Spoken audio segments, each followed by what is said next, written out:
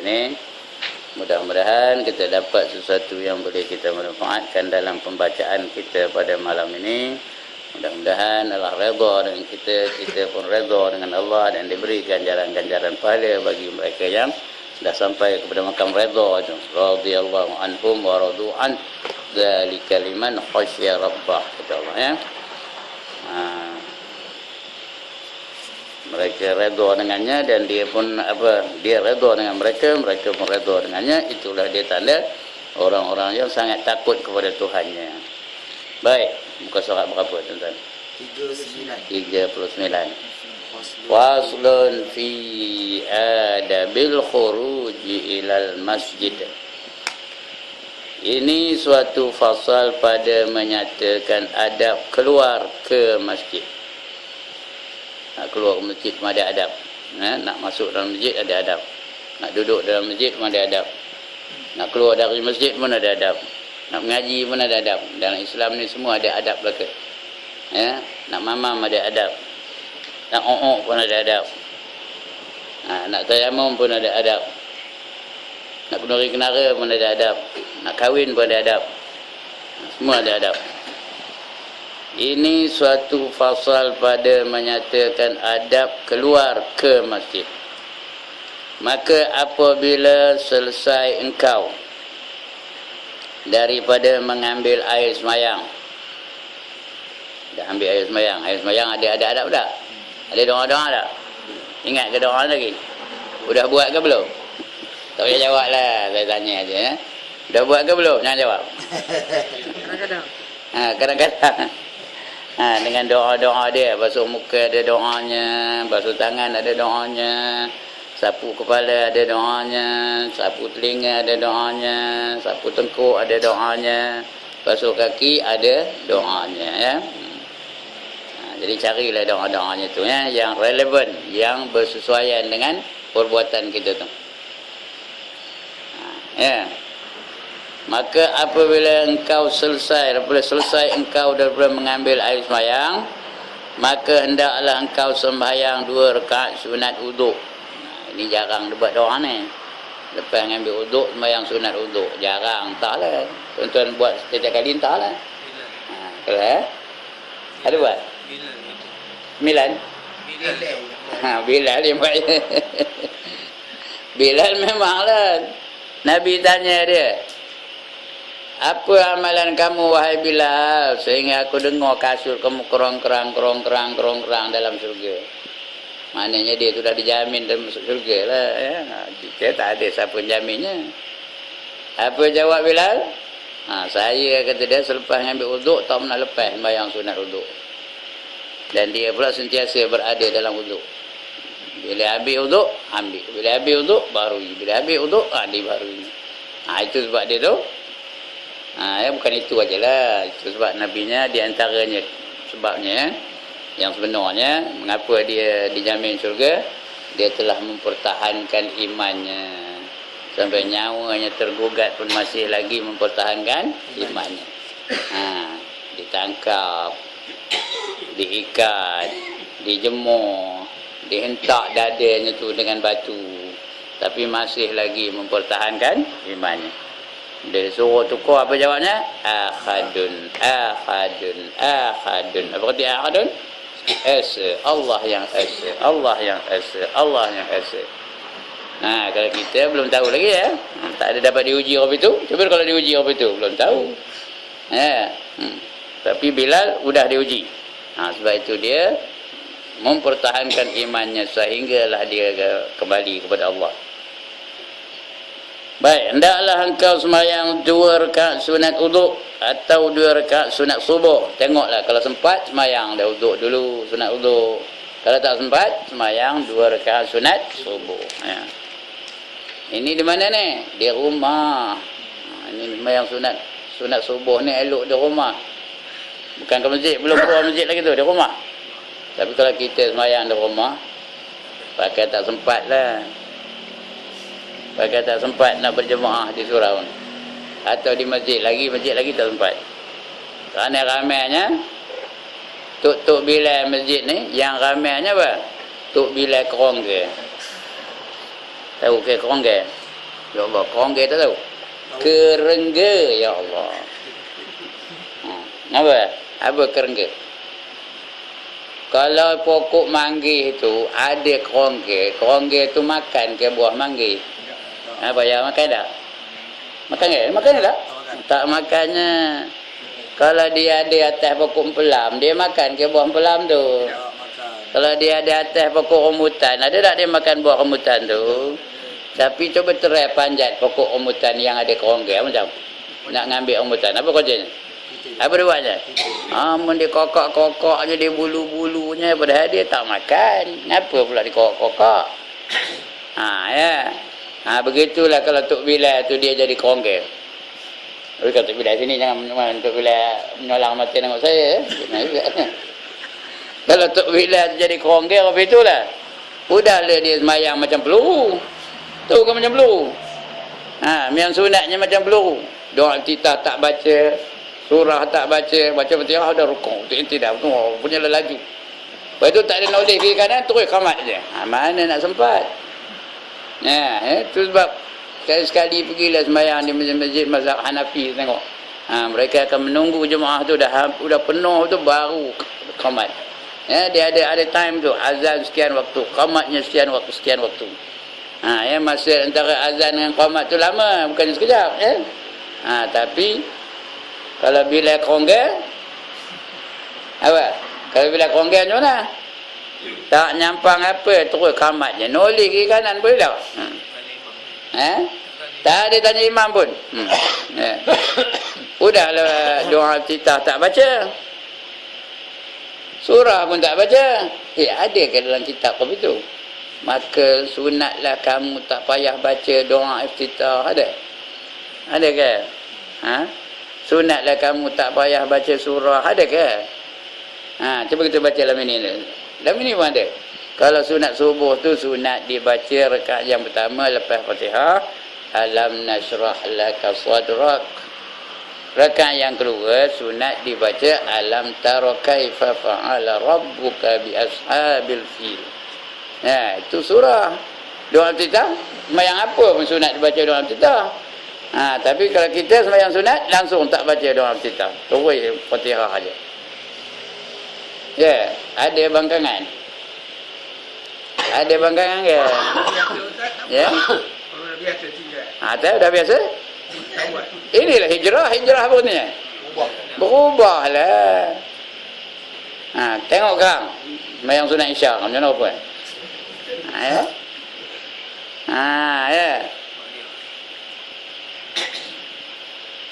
Kalau tak boleh qabliyah, ba'diyah tu apa ngadang? Kenapa nak laju juga? Adakah sunat dah? Maka sunatlah kamu semayang sunat laju-laju ada? Ada dalam kita tak? Tak ada. Atau ngapa laju? Sunat. Sunat. Itu saya setuju tu. Juih ada bibir nak lah sunat. Itu saya setuju ya. Sunat. Bukan wajib itu. Baik. Itu dia. Sunat dulu semayang, sunat uduk 2 rakaat atau sunat subuh. Jikalau ada fajar itu telah terbit. Kalau dia lambat bangkit, sudah terbit fajar baru bangkit. Semayang dulu sunat subuh. Demikian dikerjakan oleh Nabi SAW. Udah lepas semayang, kemudian pergi engkau ke masjid. Tengok, semayang dulu ke pergi masjid dulu? Semayang dulu di rumah. Tapi itu teorinya lah, teori lah kitab ini. Kalau kita ambil angkop itu pakai tak sempat lah. Sampai masjid itu imam udah tayyib akhir. Madang aja. Asal pagi masbuk, asal datang masbuk, asal datang masbuk. Mulai ada dia apa? Dia fras. Mulai dia kecewa. Dia tak nampak apa katanya. Udah tak, lepas tu langsung tak datang. Langsung kosong di masjid. Pasal apa? Pasal ada bila yang apa tadi? Jadi kerongga. Jadi tuan-tuan jadi Tok Bilal ni tengok baik-baik kiri kanan ya. Sekorang-korangnya sebelum nak qamat tu tengok kiri kanan ada tak lagi orang tengah semayang. Kalau ada lagi tengah semayang berhenti dulu, tahan tangguh dulu ya. Kecuali udah lama benar dah setengah jam azannya itu lainlah. Ini kadang-kadang tak sampai 3 minit budak qamat. Ya. Kita tak setengah-setengah masjid, dia ada jam yang tu. Lepas qamat je dia tulisnya 5 minit ke 10 minitnya, dia ada 5 minit tu. Paling kurangnya 5 minit lah. Dia bagi masa 5 minit. 5, dah cukup seminit. 4, dah cukup seminit lagi. 3, dah cukup seminit lagi. Ada tak pernah tengok jam apa tu? Ada ya? Macam tu. Itu bagus tu. Macam tu. Tabaruk ada? Ada mana kedai? Tak ada? Ini tak ada. Masjid dah. Jadi itu caranya ya. Kemudian demikianlah dikerjakan oleh Nabi SAW. Kemudian pergi engkau ke masjid dan sayugianya jangan engkau tinggalkan sembahyang berjemaah. Istimewa pula sembahyang isyak dan subuh. Sembahyang isyak kejap ni berjemaah lah. Subuh esok macam mana agaknya? Subuh esok macam mana agaknya? Barang siapa sembahyang subuh berjemaah, dia dapat pahala seolah-olah beribadah sepanjang malam. Malam tu dia merolok aja, tapi dapat pahala seolah-olah dia beribadah sepanjang malam. Seolah-olah dia bangun tengah-tengah malam, berwirid, zikir, baca Quran, sembahyang dan sebagainya. Seolah-olah beribadah sepanjang malam. Kalau dia sembahyang isyak berjemaah, kita lepas ini kan sembahyang isyak berjemaah, dapat pahala seolah-olah beribadah separuh malam. Macam separuh malam. Nak ke tak nak? Atas. Bila nak buat? Bila nak buat? Tak sepanjang malam, bila nak buat? Subuh esok lah. Malam ni dah tentulah buat. Itu tak ada no question about it. Subuh esok, pastikan kita sembahyang berjemaah. Dapat pahala sepanjang malam beribadah. Saya tak pernah main subuh sini, mana saya tahu kan ya. Asalnya subuh esok nak try datang tengok orang ada agak ni. Ramai alhamdulillah, ramai kita jaga ramai tu, kita setuju lah tu ya. Jangan bangkang cakap dia kita ramai-ramai lah tu. Seolah-olah sepanjang malam punya ibadah. Kalau dia boleh buat 40 hari berjemaah tanpa luput takbiratul ula. Apa arti takbiratul ula? Takbir yang pertama bersama dengan imam. 40 hari 40 malam, 5 kali sehari, tak miss setiap waktu. Dia dapat 2 kelepasan. Yang pertama, lepas daripada sifat munafik, dia takkan jadi munafik. Yang kedua, lepas daripada api neraka. Nak ke tak nak? Nak munafik ke tak nak? Nak munafik tak nak? Tak nak. Nak neraka ke tak nak? Atas? Ya tak nak, buatlah. Itu dia ya. Kerana sabda Nabi sallallahu alaihi wasallam, salatul jama'ati tafdulu ala salatil fardhi bi 27 darajah. Artinya sembahyang berjemaah itu lebih afdal daripada sembahyang seorang dengan 27 darjah. Bukan 5 dia, situ 25. 27 darjah. Tengok Arabnya. Bi 27 darajah. Bi 7 sab'ah tu berapa? Sab'atun berapa? 7 ya. Bi 27 darajah. Maknanya 27 darjat. Bukan 25. Kalau sembahyang berjemaah. Tadi kita sembahyang maghrib berjemaah tadi. Dapat berapa? 27 kali 3. 3 rakaat? Kali 3. 27 kali 3 berapa? Udah tak tahu ngira. Berapa? 51 rakaat. Orang yang sembahyang seorang-seorang ada berapa? Berapa rakaat? 3 rakaat aja lah. Dia satu-satu. Maghrib 3 rakaat kan? Dia dapat 3 rakaat. Orang yang sembahyang berjemaah dapat 51 rakaat. Kalau tidak malam dapat dia bajang berapa? Ya. Itu dia.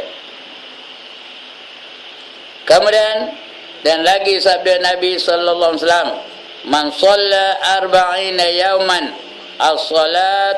as-salati fi jama'atin la tafutuhu fiha takbiratul ikhrami kataballahu lahu bara'atan minan nifaq wa bara'atum minan nar. Yang saya baca hadis tadi ya. Barang siapa sembahyang 40 hari, iaitu sembahyang 5 waktu di dalam berjemaah, padahal tiada luput di dalamnya satu takbiratul ihram, serta dengan imam, bersama dengan imam ya.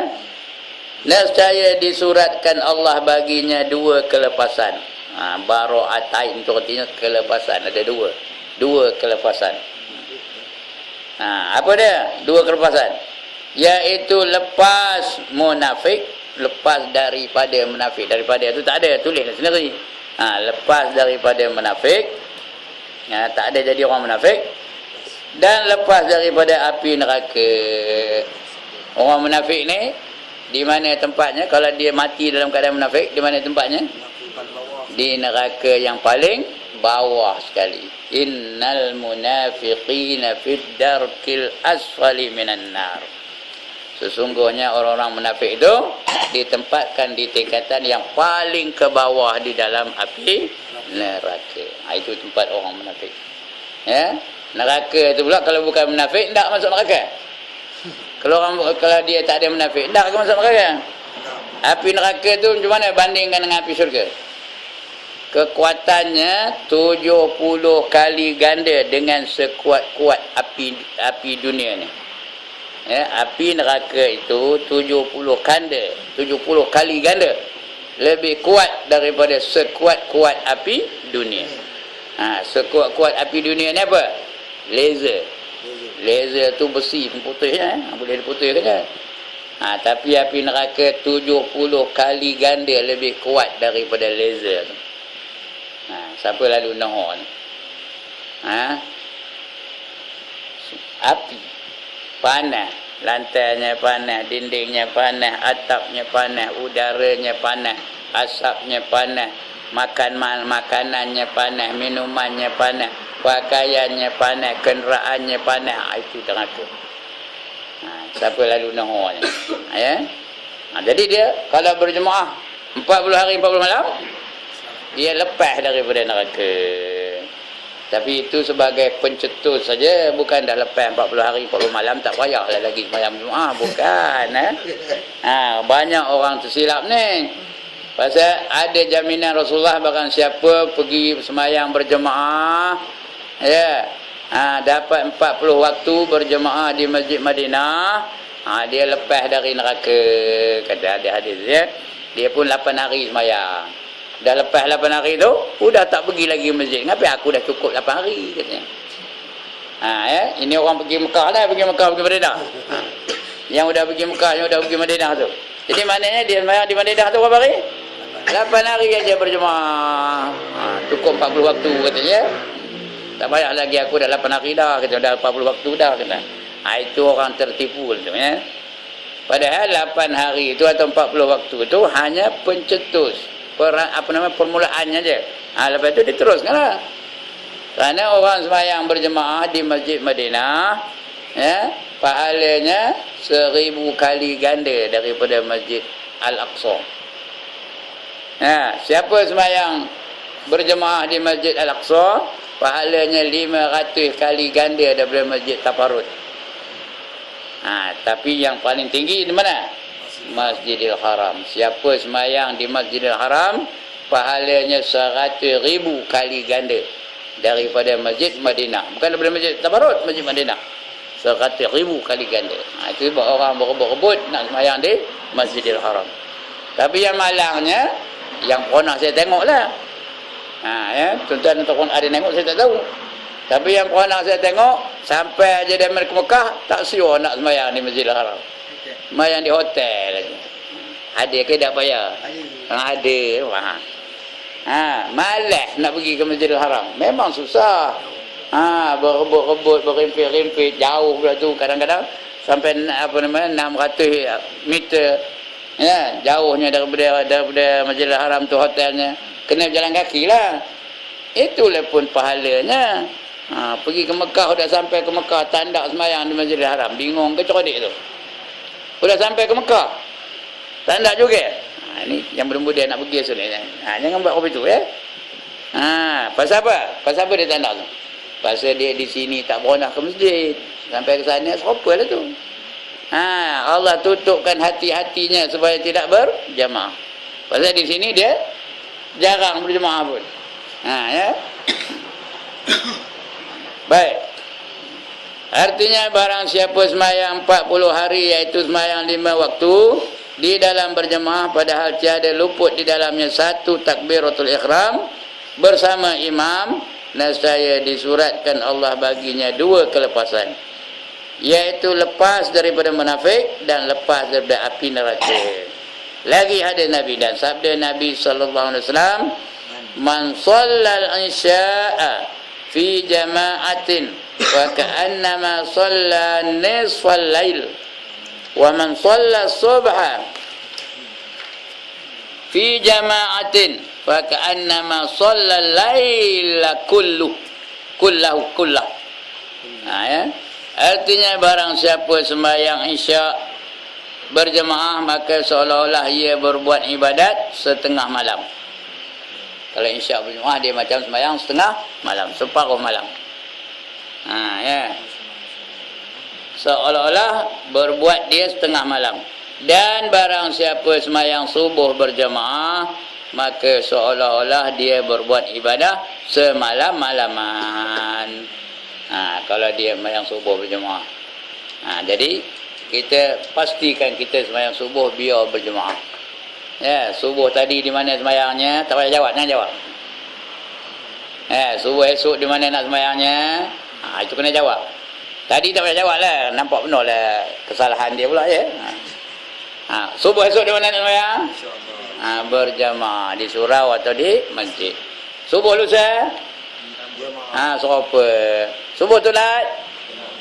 Subuh tonggin? Subuh berulat? Subuh tai anjing? Ya. Mesti berjemaah ya. Jangan luput sembahyang berjemaah kecuali dia uzur yang dibenarkan oleh syarak. Itu lainlah. Dia sakit, mana nak buatnya ya. Hujan yang sangat lebat, sehingga basah pakaiannya, itu tak apalah. Tapi hari ini tak ada jadikan hujan tu alasan. Kenapa? Tokar ada, entahlah hujan macam mana pun. Ya, payung ada, raincoat ada. Zaman Rasulullah tu iyalah tak ada. Naik unta. Sekarang ni apa ada alasan? Walau macam mana keadaan pun kita mesti sembahyang berjamaah. Ya. Dari situlah kita berlatih untuk menyertai jemaah-jemaah Islam. Karena alaikum bil jamaah, kata Nabi, diwajibkan atas kamu berjamaah. Al jama'atu rahmatun wal furqatu azabun, kata Nabi lagi. Berjemaah itu mendatangkan rahmat, dan bercerai itu adalah azab. Ya, orang sembahyang seorang-seorang dibandingkan orang sembahyang berjemaah, mana senang? Senang seorang-seorang ke senang sembahyang berjemaah? Senang berjemaah. Senang macam mana? Orang yang kalau dia sembahyang berjemaah, dia tak payah bilang rakaatnya, tu imam ada. Dia tak payah ngapal-ngapal ayat, tu imam ada. Ya, dia ikut aja tu imam. Kalau sembahyang seorang? Kalau sembahyang seorang macam mana? Itu yang kadang-kadang udah 4 rakaat tu. Dah gelak ni. Udah 4 rakaat tu lah. Udah 3 ke 4. Naik lagi 1, udah jadi 5. Udah 5 tu pula 3 ke 4. Ya? Itu paling koman. Boleh, betul. Paling koman, paling kudi, paling lekeh, paling leceh. Berjemaah dengan isteri dan anak-anak. Dapatlah pahala jemaah tu, ya. Tapi paling koman lah, koman je. Tapi tak apa. Lebih baik daripada sembahyang seorang-seorang di rumah, ya. Yang jadi masalah ni kadang-kadang dia sembahyang di rumah, isteri sembahyang di dapur, suami sembahyang di anjung, anak-anak sembahyang di bilik masing-masing. Ya. Itu yang jadi masalahnya. Cuba kumpulkan anak-anak tu sekali, sembahyang sekali. Masalahnya, bapak jadi imam, mak dan anak-anak jadi makmum. Apa salahnya? Kalau tak boleh nak datang ke masjid, tapi yang lebih afdal di masjid lah. Di bawah masjid tu, lepas itu baru surau. Lepas itu baru di rumah bersama dengan isteri dan anak-anak. Cuma jangan seorang-seorang. Kalau seorang-seorang kata Nabi sesat sembahyang tu. walau annakum shallaitum fi buyutikum kama yusalli hadzal mutahallifu fi baiti la taraktum sunnata nabiyikum walau taraktum sunnata nabiyikum la dhalaltum, kata Nabi. Sekiranya kamu sengaja, tak ada alasan, tak ada uzur, tak ada sebab, sengaja semayang di rumah, seperti mana ada sahabat yang tak datang pada malam ini, rupanya zaman Nabi pun ada juga orang itu, tak nak dia ke masjid. Itu sebab Nabi pernah nak bakar rumah-rumah orang-orang yang tak nak berjemaah tu. Ada tu. Seperti mana mereka-mereka yang tak hadir pada malam ini, kerana mereka semayang di rumah mereka masing-masing. Maka kamu telah meninggalkan sunnah Nabi kamu. Nabi tak pernah sampai mati, Nabi itu tak pernah semayang seorang-seorang di rumah dia. Nanti saya ceritakan di akhir hayat Nabi itu macam mana dia memelihara jemaah. Maka kamu telah meninggalkan sunnah Nabi kamu. Barang siapa meninggalkan sunnah Nabi kamu, maka sesatlah kamu, kata Nabi. Sesat tu. Mayang seorang-seorang di rumah tu sesat. Ada berapa kali agak-agak tuan-tuan sesat ni. Berapa kali sesat jaganya, ya? Demi belakang tak apa. Demi bukan wajib berjemaah. Yang wajib apa? Orang lelaki. Sesatlah kamu, kata Nabi, iaitu orang yang semayang seorang-seorang di rumah. Nabi itu, tahu tuan-tuan dan perempuan, dekat nak wafat, ya, ketika hari dia wafat tu, dia dah ngambil uduk, tapi dia masjidnya, rumahnya dalam masjid Madinah tu rumahnya, ya. Dia dah ambil uduk, cadang nak pergi berjemaah, tiba-tiba pengsan Nabi tu. Pensan entah berapa ketika sedar dia dari pensan. Dia pun tanya sahabat-sahabat, kamu dah semayang ke belum? Kata sahabat, belum, kami menunggu kamu ya Rasulullah. Papa aku, kata, bawa aku ni. Elok dalam jalanan tu pensan lagi. Lepas bila sedar dia tanya, kamu dah semayang ke belum? Belum, kata. Dia pun ambil air semayang lagi. Ya, dia udah pensan, batal semayang kan, kena ambil lagi. Begitulah sampai 3 kali. Pensan sedar lagi. Sampai tak boleh nak bangkit. Ketika itu baru diperintahkannya Abu Bakar menjadi imam. Kalau tak, dia nak mengetuai sembahyang berjemaah. Itu dia pentingnya sembahyang berjemaah. Nabi tak pernah tinggal. Ya. Kita berapa kali tinggal?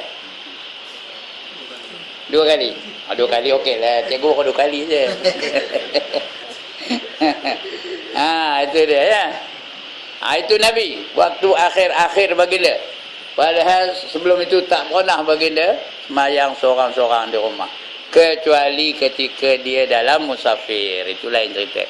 Itu pun kalau boleh berjemaah, dia berjemaah juga. Ya.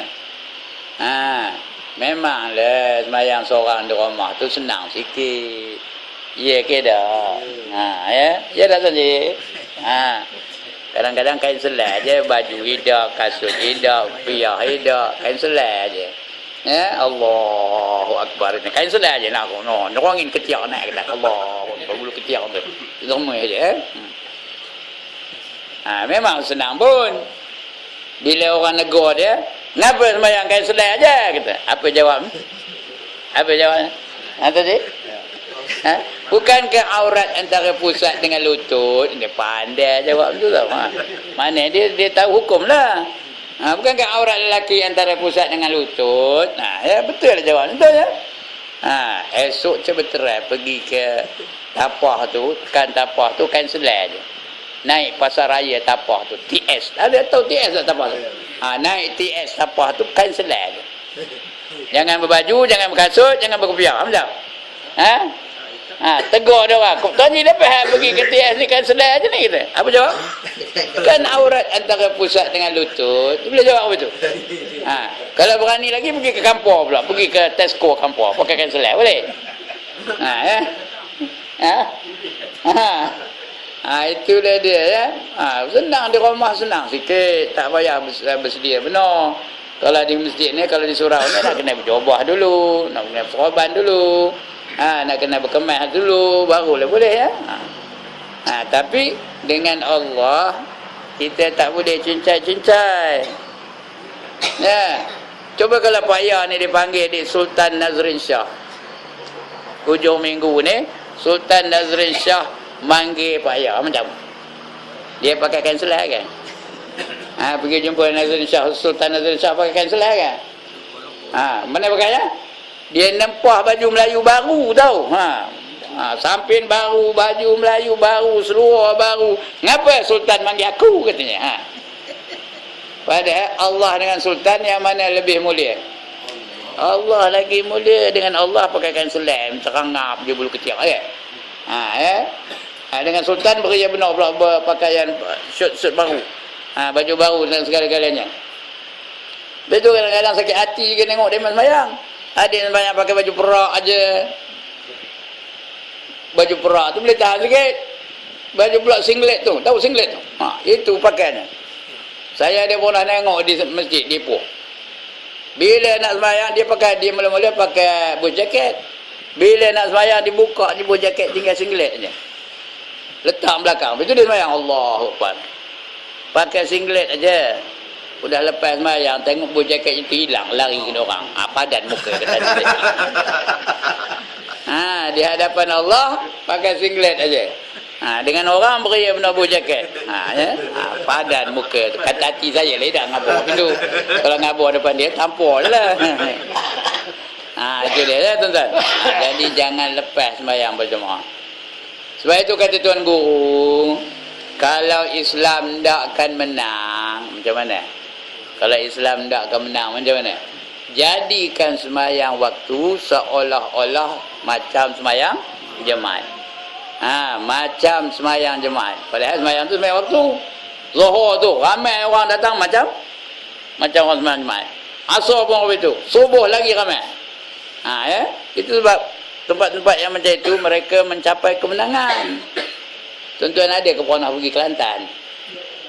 Ada ke pergi Kelantan? Subuhnya banyak mana orang datang? Bayang. Penuh masjid tu. Ya? Lepas tu nak tengok Islam kuat tak kuat, tengok jemaah ni. Ya. Bandingkan dengan Perak. Ya. Di Kelantan subuh tu Allah penuh. Ada kuliah subuh pula. Ya. Macam Masjidil Haram. Di Kota Baru tu Masjid Muhammadiyah Muhammadiyah kan Muhammadiyah. Subuh tu penuh. Masjid tu sentiasa terbuka. Tak ada pula tutup-tutup. Itu sebab mereka kuat. Islamnya kuat di situ. Coba dibandingkan dengan tempat lain. Banding dengan Taparrut, Injonegang. Esok pergi masjid Taparrut, berapa orang datang? Ya, berapa orang datang sembahyang subuh kan? Tak tahu lah saya tak pernah datang. Penuh. Penuh katanya. Okeylah tu. Ya. Itu dia tuan-tuan ya. Mana kita tadi? Jangan engkau tinggal sembahyang berjemaah itu. Maka jikalau tiada engkau berbuat yang demikian itu, apa faedah bagimu dalam menuntut ilmu? Ya, kalau tandak berjemaah, tandak diamalkan, ilmunya ada tapi tandak amal, apa gunanya? Ngaji beria benar apa gunanya? Padahal ilmu tu gunanya untuk apa? Untuk diamalkan. Itu guna ilmu. Orang ada ilmu tak ada amal macam apa? Orang ada alat tapi tak hendak menggunakannya. Ya. Ada alat tapi tak hendak pakai alat tu. Ya, aneh ada motokar, ada van. Tiba-tiba jalan kaki tampilnya daripada Taparrut tu nak pergi ke Tapah. Mana ni? Nak ke Tapah kata. Tengah jalan kaki saja katanya. Motokar mana? Ada rumah katanya. Rosak ke? Idak katanya. Tak ada duit beli minyak katanya. Dia pun ngeluarkan duit. Tengok beribu duitnya. Tak ada duit ni dah. Tengah jalan kaki saja katanya. Cerodik ke bingung tu. Itu orang ada alat tapi tak nak pakai. Macam itulah juga. Orang belakang pun itu juga. Di rumahnya ada mesin basuh kain. Kereta nyentak, nyentak. Lalu tu ngempuk pula, lempang, ngempuk. Nak bila pula cari tiang pula dulu. Padahal dia ada tak mesin basuh? Ada, tak nak pakai. Itu sebab ada pepatah Arab kata, ya, al-ilmu bila amalin kasyajari bila samarin. Ilmu tanpa amal seperti pokok tidak berbuah. Al-ilmu bila amalin kasyajari bila samarin. Ilmu tanpa amal seperti pokok tak berbuah. Pokok banyak tapi tak berbuah. Saya ada 1000 pokok durian, satu pun tak ada buah. Apa guna? Ada 1000 pokok durian, sepokok pun tak ada buah. Apa gunanya? Mat ni ada sepokok je, tapi punya lebat, buahnya tekal isinya. Pokok apa? Musangking, tahu? Durian musangking. Ya, tekal isinya. Mana lebih berguna? Yang 1000 pokok tu ke yang sepokok je yang berbuah? Sepokok tu lah ada gunanya. Begitulah tuan-tuan. Ada ilmu kena amalkan. Cuma tuan-tuan, ilmu ni dia ada 3 jenis. Macam ayo juga. Ayo ada tak 3 jenis? Yang pertama namanya ayo mutlak. Yang kedua namanya ayo mustakmal. Yang ketiga namanya ayo mutanajis. Ilmu pun apa itu?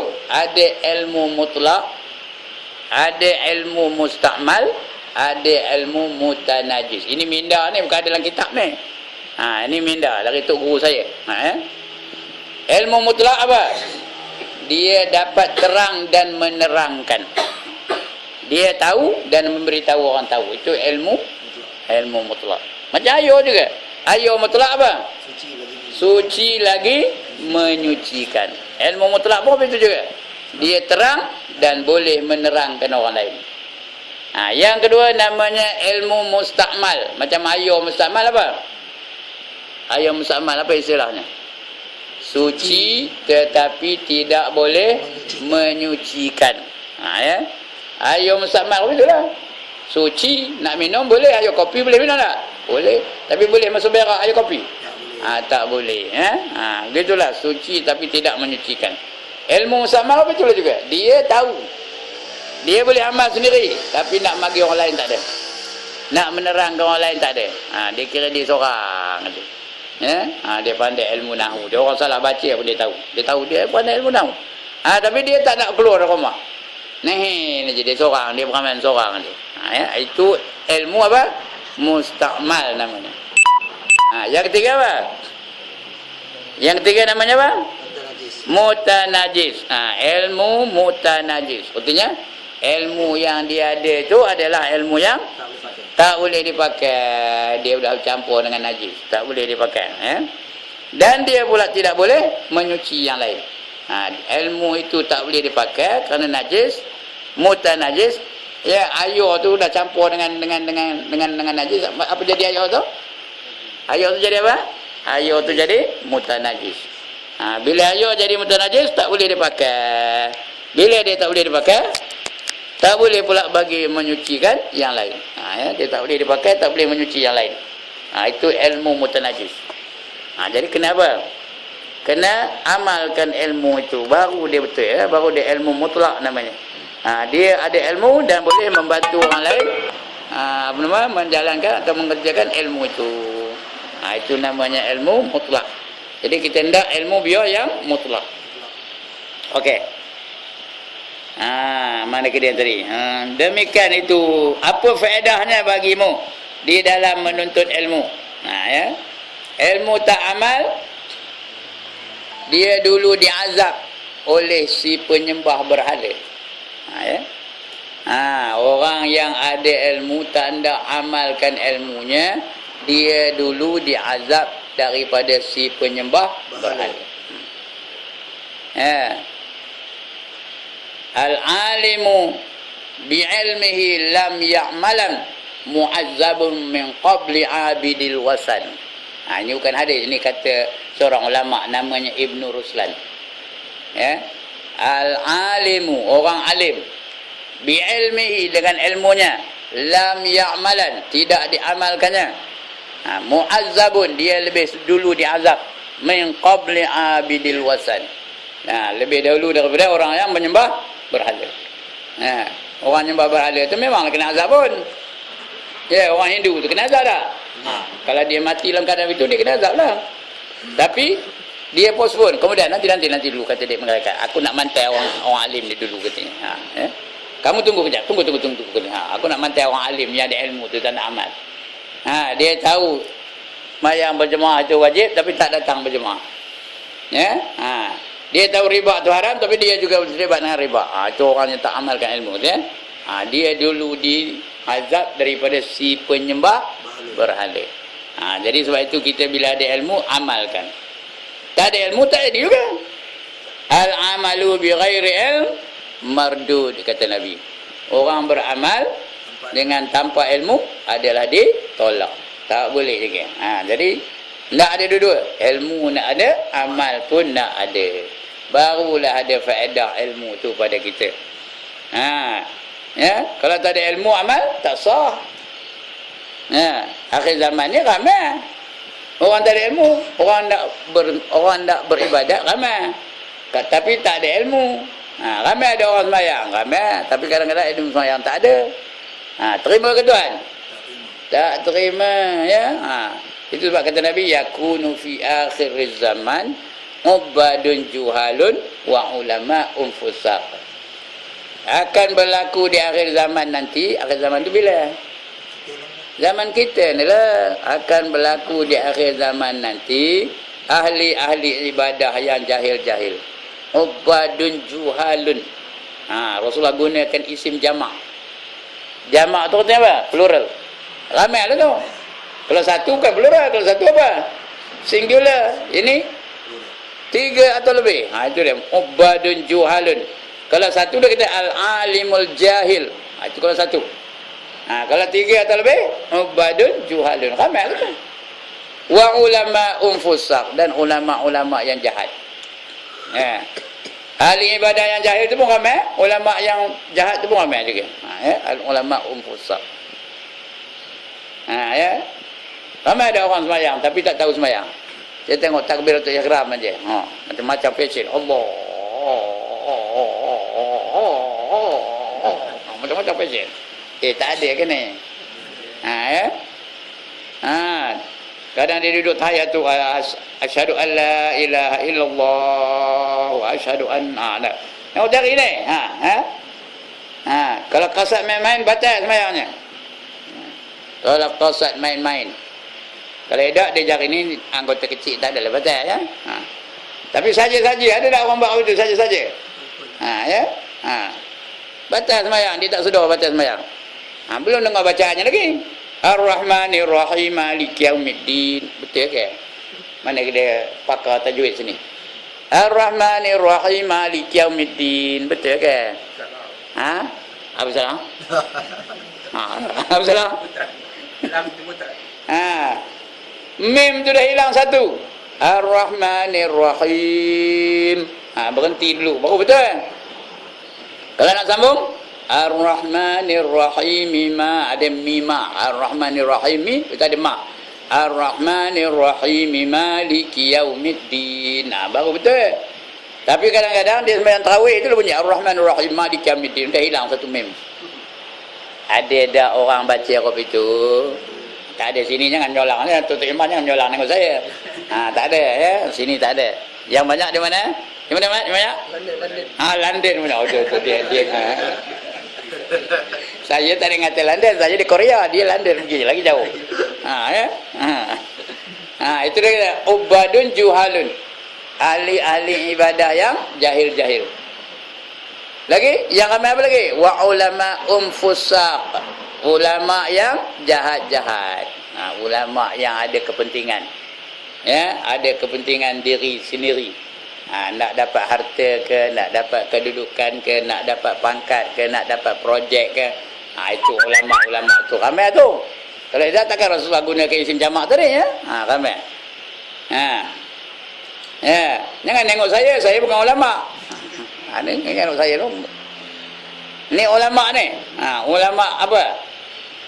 Sampai tulis dia dalam Facebook saya tahu. Tulis apa? Al ulama warisatul anbiya. Bukan, warisatul envelope kata dia. Al ulama warisatul envelope katanya. Tahu kan katanya? Ulama itu apa? Pewaris envelope kata dia. Tulis dalam Facebook saya. Ada seorang kesian dengan saya, sabarlah ustaz kata.